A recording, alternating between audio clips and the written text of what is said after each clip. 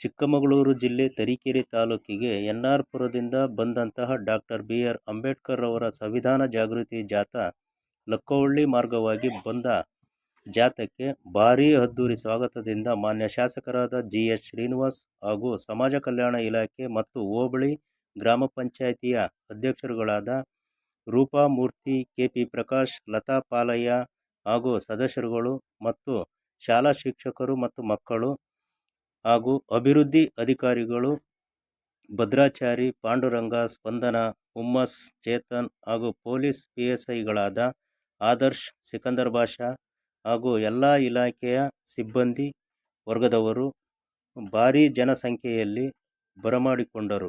ಈ ಜಾಥಾವನ್ನು ಮುಂದಿನ ಊರುಗಳಿಗೆ ಪ್ರಯಾಣಿಸಿದರು. ವರದಿ ಕರ್ಕುಚ್ಚಿ ಕೃಷ್ಣಮೂರ್ತಿ, SP7 ನ್ಯೂಸ್ ಕನ್ನಡ, ತರೀಕೆರೆ.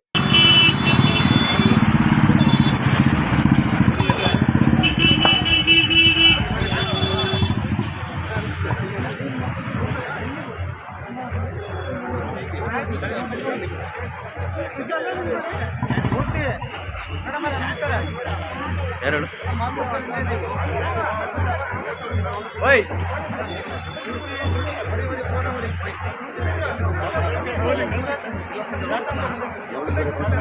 ಹೌದಾ?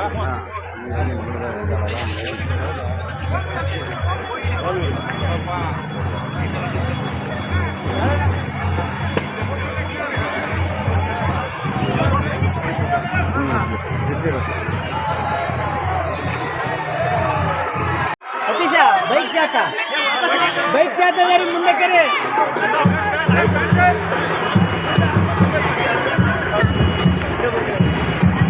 ಅಲ್ಲ